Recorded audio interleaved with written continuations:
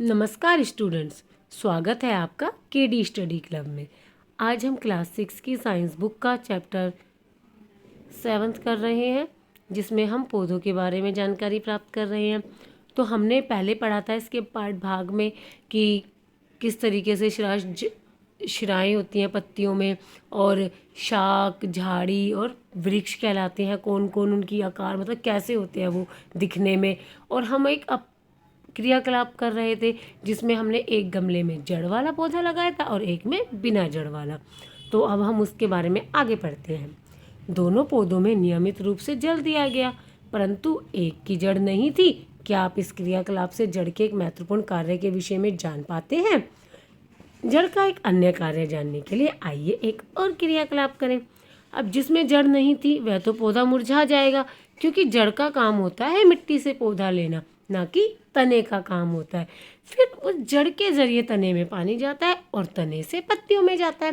तब पत्तियां भोजन बनाती है और प्रकाश संश्लेषण के उसमें। ठीक है। क्रियाकलाप 7, आवश्यक सामग्री: मक्का और चने के बीज, रुई, कटोरी तथा जल।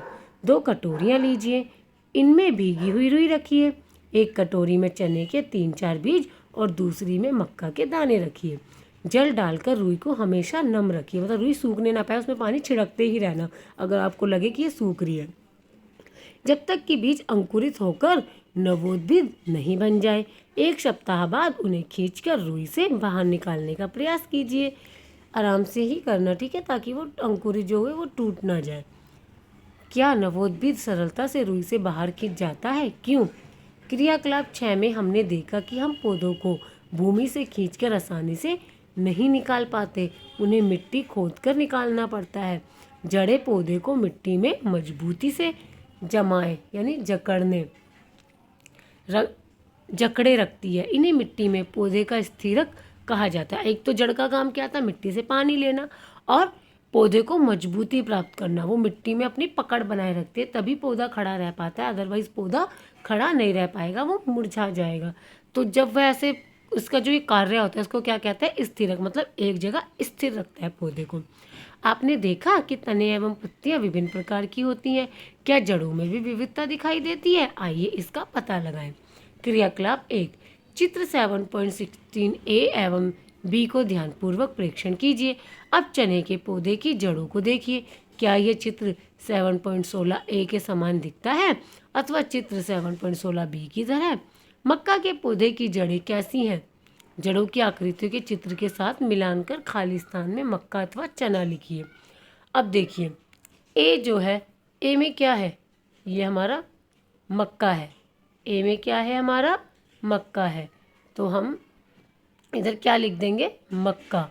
और बी में क्या लिख देंगे? हमारा चना है। तो अब आपने देखा कि मक्के की जड़ कैसी है और चने की जड़ कैसी है? भिन्नता है ना दोनों में, ठीक है ना। इस पर चने एवं मक्का की जड़ों में क्या समानता है? वे किस रूप में एक दूसरे से भिन्न है?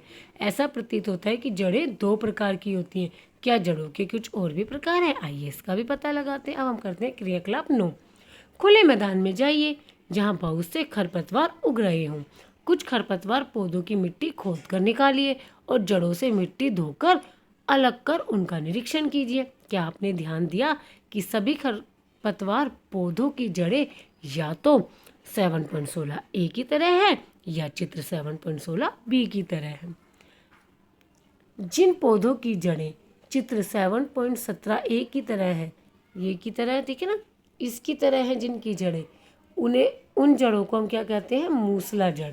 तथा छोटी जड़ों को पार्श्व जड़ कहते हैं। जिन पौधों की जड़ें 17.B के समान है, इसको हम क्या कहते हैं? रेशेदार जड़, ठीक है ना। उनमें कोई मुख्य जड़ नहीं होती। अब इसमें क्या, एक मुख्य जड़ है, उसी में से बाकी जड़ें निकल रही हैं, परंतु इसमें तो कोई मुख्य जड़ नहीं है, इसमें तो अलग अलग अलग अलग जड़ें निकली हुई हैं, अलग अलग जड़ निकली हुई हैं। तो हमने देखा इस तरीके से कि जड़ों के तो 2 प्रकार दिखाई दे रहे हैं, है ना। तो उनमें कोई मुख्य जड़ नहीं होती, सभी जड़ें एक समान दिखाई देती हैं। इन्हें हम झकड़ा जड़ तथा रेशेदार जड़ कहते हैं। एकत्र किए गए खरपतवार पौधों को उनकी जड़ के आधार पर दो समूहों में छांटिए।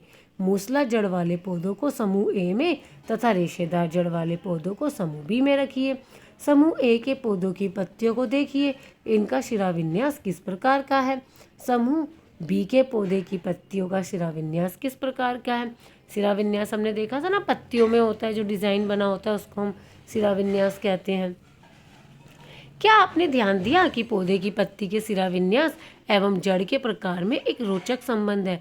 क्या उन सभी पौधों जिनका आप अध्ययन कर चुके हैं कि पत्तियों का शिराविन्यास एवं जड़ के प्रकार को सारणी 7.2 में सही रूप में भर सकते हैं? बिल्कुल भर सकते हैं हम उनकी जड़ को देखकर, वो कैसी जड़ है, जड़ के प्रकार एवं पत्तियों में शिराविन्यास के प्रकार। हमने देखा कि जड़ें मिट्टी से जल का अवशोषण करती हैं तथा तना जल एवं खनिज को पत्ती एवं पौधों के अन्य भागों तक पहुंचाता है। पत्तियां भोजन संश्लेषित करती है, यह भोजन तने से होकर पौधे के विभिन्न भागों में संग्रहित हो जाता है। इस प्रकार की कुछ जड़ों जैसे गाजर, मूली, शकरकंद, शलजम एवं टेपियोका आदि को हम खाते हैं। हम पौधे के अन्य भागों को भी खाते हैं जहाँ भोजन भंडारित रहता है। एक तना दो तरफा मार्ग की तरह, ठीक है ना, जैसे इधर को भी जा रहा है और इस तरफ भी जा रहा है ना। देखो, इधर को जा रहा है, फिर इधर जा रहा है, फिर इधर जा रहा है, फिर इधर जा रहा है, इस तरीके से। क्या आप इस बात से सहमत है कि तना दो तरफा मार्ग की तरह कार्य करता है? चित्र में लिखिए कि तने से कौन से पदार्थ ऊपर की ओर जाते हैं और कौन से नीचे की ओर आते हैं। अगले परिच्छेद में हम पुष्प की संरचना का अध्ययन करेंगे। अब हम पढ़ते हैं पुष्प के बारे में। 7.5 गुलाब के पौधे के 3 आरेख चित्र 7.19 ए, बी तथा सी में दर्शाए गए हैं। कौन सी स्थिति में आप पौधे को भली भांति पहचान सकते हैं? जिसमें कि फूल दिख रहे हैं, हम तभी तो इसे देख के बताते हैं ये तो गुलाब का है पौधा। क्यों? चित्र 7.1 में पुष्प को रंगने के लिए आपने किस रंग का प्रयोग किया था? क्या सभी पुष्प रंग बिरंगे होते हैं? क्या आपने घास, गेहूँ, मक्का, आम अथवा अमरूद के पुष्प भी देखे हैं? क्या वे चटकीले हैं? आइए कुछ पुष्पों का अध्ययन करते हैं। हम कुछ पुष्प यानी फूलों का अध्ययन करते हैं। क्रियाकलाप 10।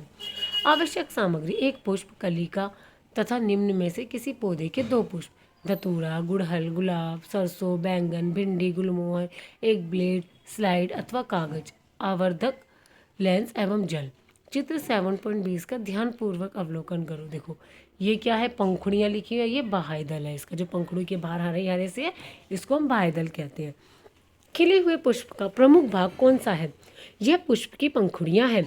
विभिन्न पुष्पों की पंखुड़ियाँ अलग अलग रंगों की होती है। कोई पीले रंग का होता है, कोई सफ़ेद रंग का होता है, कोई गुलाबी, कोई लाल, बहुत तरीके के फूल होते हैं। आपके विचार में कलिका में यह पंखुड़ियाँ कहाँ बंद थी? कली का प्रमुख भाग कौन सा है? क्या आपने ध्यान दिया कि यह भाग छोटी पत्ती की भांति दिखाई देता है? इन्हें बाह्यदल कहते हैं।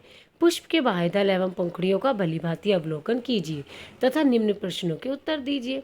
इसमें कितने बाह्यदल हैं? अलग अलग वो ग्रीन जो निकले हुए हैं बता दोगे। क्या ये आपस में जुड़े हैं अथवा स्वतंत्र हैं? ये भी आप बता सकते हो। बाह्यदल एवं पंखुड़ियाँ किन रंगों की है? आपके फूल में पंखुड़ियों की संख्या कितनी है? क्या वह एक दूसरे से जुड़ी हैं अथवा स्वतंत्र हैं? क्या जुड़े हुए बाह्यदल वाले पुष्प की पंखुड़ियाँ अलग अलग हैं या संयुक्त हैं? अपनी कक्षा के सभी विद्यार्थियों द्वारा विभिन्न पुष्पों के अध्ययन संबंधी प्रेक्षण सारणी 7.3 में लिखिए। आप पुष्प को ध्यान से देखिए और इनके आंसर दीजिए। अपने आप करेंगे, बहुत मजा आएगा आपको करने में। विद्यालय अथवा किसी अन्य बगीचे में जाकर विभिन्न पुष्पों का अध्ययन कीजिए तथा अपने प्रेक्षण इस सारणी में लिखें। इस सारणी के अंतिम 2 कॉलम भरें। आप पुष्प के आंतरिक भाग को स्पष्ट रूप से कब देख सकेंगे? जब पंखुड़ी जुड़ी हो अथवा जब वह स्वतंत्र हो। उदाहरण के लिए धतूरे एवं अन्य घंटाकार पुष्प की पंखुड़ियों को लंबाई में काटकर आप पुष्प के आंतरिक अंगों को स्पष्ट रूप से देख सकते हैं। पुष्प के आंतरिक भागों को स्पष्ट रूप से देखने के लिए बाह्यदल एवं पंखुड़ियों को हटा दीजिए। चित्र 7.22 को ध्यान से देखिए तथा अपने पुष्प में पुंकेसर एवं स्त्री केसर को पहचानिए कि कौन सा तो पुंकेसर होता है और कौन सा स्त्री केसर होता है। चित्र 7.23 को ध्यानपूर्वक देखिए। इसमें विभिन्न पुष्पों में पाए जाने वाले विविध प्रकार के पुंकेसर दिखाए गए हैं। क्या आप पुंकेसर के दोनों भागों को पहचान सकते हैं? अपने पुष्प में पुंकेसर की संख्या ज्ञात कीजिए। कितने पुंकेसर हैं? एक पुंकेसर का चित्र बनाकर उसे नामांकित कीजिए। पुष्प के केंद्र में स्थित भाग को स्त्रीकेसर कहते हैं। यदि आप इसे पूरी तरह से नहीं देख पा रहे हो तो पुंकेसर हटा दीजिए। चित्र 7.24 की सहायता से स्त्रीकेसर के भागों को पहचानिए। ये तो है हमारा पुंकेसर, ठीक है ना। इसमें जो ये दिखा रहा है ये हमारा पुंकेसर है। अब स्त्रीकेसर को पहचानने के लिए आपको उसको हटाना पड़ेगा, तो ये हमारा क्या हो जाएगा, स्त्रीकेसर का भाग हो जाएगा।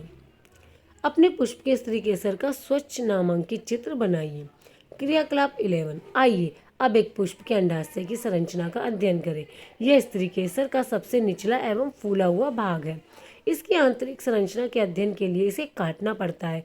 यह जानने के लिए कि अंडाशय को किस प्रकार काटा जाए, चित्र 7.25 ए एवं बी को ध्यान से देखो। इस तरीके से आपको कट करना है, तब आपको अंडाशय के बारे में पता चलेगा।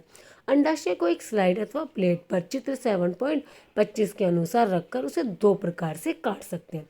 या तो ऐसे काटिए या फिर इस तरीके से काटिए। ये दो प्रकार दिखाए गए हैं, ठीक है ना। फिर अब काटने के बाद ये कुछ इस प्रकार का दिखता है 7.26 के तरह। इसे लंबाई में काटो या अनुप्रस्थ काटो, ठीक।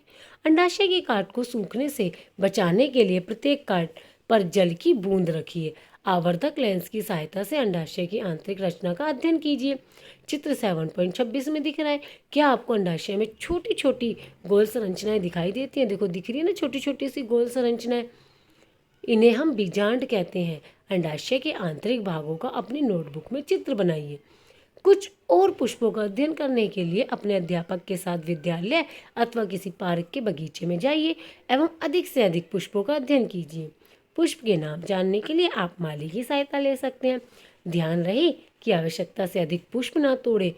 नोटबुक में जो कुछ आपने सारणी 7.3 में लिखा है उसके आधार पर निम्न प्रश्नों के उत्तर दीजिए। क्या सभी फूलों में बाह्यदल, पंखुड़ी, पुंकेसर एवं स्त्रीकेसर पाए जाते हैं? जब आप ये निरीक्षण करेंगे तो आप इसका जवाब आराम से दे पाएंगे। क्या पुष्प ऐसे भी हैं जिनमें उपरयुक्त पुष्पांगों में से कोई भाग नहीं पाया जाता? क्या किसी फूल में इनसे अलग भाग भी मिलते हैं? क्या आपने ऐसे पुष्प भी देखे हैं जिनमें बाह्यदल और पंखुड़ी समान दिखते हों? क्या कोई पुष्प ऐसा भी है जिसमें बाह्यदलों की संख्या एवं पंखुड़ियों की संख्या असमान होती है? क्या अब आप इस बात से सहमत हैं कि सभी पुष्पों की संरचना सदैव एक जैसी नहीं होती, क्योंकि हर पुष्प अलग अलग होते हैं। विभिन्न पुष्पों में बाह्यदल, पंखुड़ी, पुंकेसर एवं स्त्रीकेसर की संख्या में अंतर हो सकता है, एक समान नहीं होंगी। कुछ पुष्पों में इनमें से कुछ भाग अनुपस्थित भी हो सकते हैं। हो सकता है कुछ भाग एक में है, कुछ भाग दूसरे में ना हो। आपने पत्ती, तना एवं जड़ के लक्षण एवं कुछ कार्यों के विषय में पढ़ा। हमने विभिन्न पुष्पों की संरचना का भी अध्ययन किया। आप पुष्पों के कार्य के विषय में अगली कक्षाओं में पढ़ेंगे। हम फलों के विषय में भी अगली कक्षाओं में पढ़ेंगे। अब हम और भी डिटेल में और भी चीज़ों के बारे में पढ़ेंगे। ये चैप्टर यहीं समाप्त होता है। धन्यवाद स्टूडेंट्स। ये आपने सब चीज़ देख ली है, ठीक है ना। अब मिलते हैं हम इसके क्वेश्चन आंसर्स के साथ।